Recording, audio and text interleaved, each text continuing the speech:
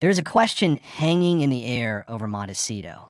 It's a question whispered in London corridors, debated in New York media circles, and one, according to those claiming to be close to the situation, that Prince Harry may finally be asking himself. Is the American dream he fought so hard to build beginning to fade? And if so, is it finally time for the Duke of Sussex to pack his bags and leave? This isn't about a sudden change of heart. This is about the slow, quiet accumulation of reality. If you're intrigued by the unspoken pressures and private reckonings within the royal world, you've found your home. Welcome to Royal Report 24/7. To make sure you never miss a chapter of this unfolding story, consider joining our community, subscribe, and tap that like button now. Sharing this video helps us bring these crucial narratives to light. Let's examine the evidence. To understand the weight of this moment, we must rewind to the beginning of this great escape. In 2020, America represented more than a new home for Harry and Meghan. It was the ultimate symbol of freedom, autonomy, and a future unshackled from palace protocols. It was a blank slate.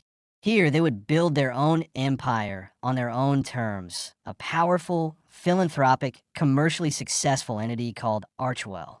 The promise was immense, but insiders tracking their journey now point to a growing list of fractures in that vision. The first, and perhaps most significant, is the commercial recalibration. The explosive $100 million Netflix deal and the $20 million Spotify partnership were hailed as proof of concept.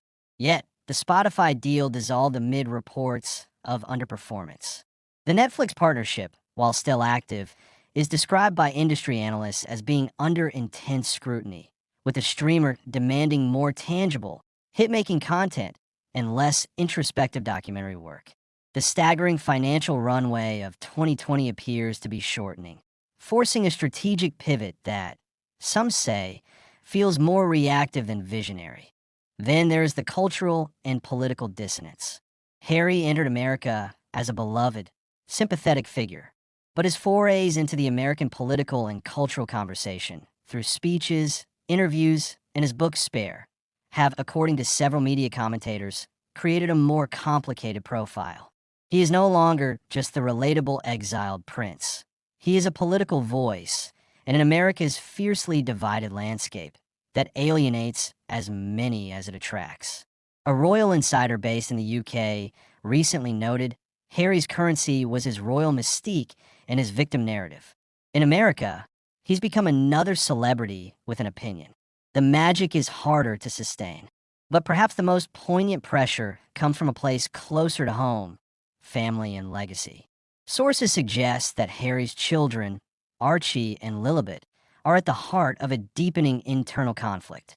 While Meghan is reportedly determined to build their life and legacy firmly in California, those claiming knowledge of Harry's state of mind say he is increasingly preoccupied with the legacy of the Diana Spencer title for his son, and with the reality that his children are growing up knowing their cousins, their uncle, and their grandfather only through screens and strained phone calls. The geographical distance from his own family, once a liberation, may now feel like a canyon. This brings us to the palace posture. According to reports from royal commentators, there has been a deliberate and strategic shift in London. The never complain, never explain mantra has evolved into a new, more powerful tactic. Dignified silence and the steady, visible strengthening of the Wales family unit.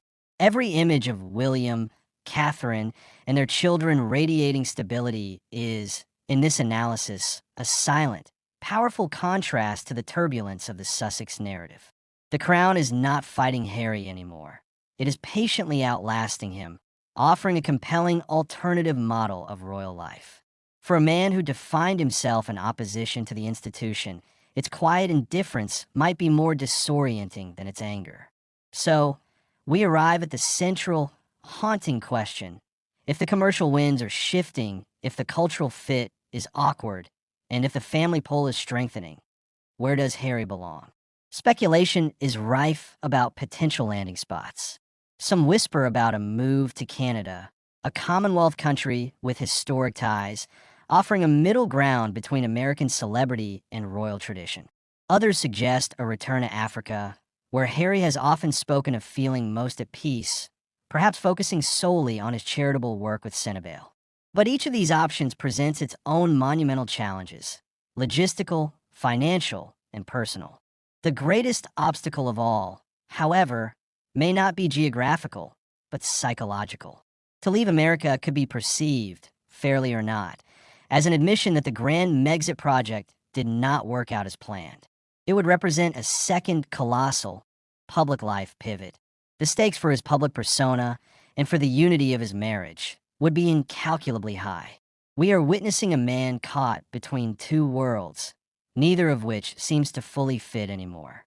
The royal life he fled feels like a distant prison, yet the independent life he built feels increasingly precarious.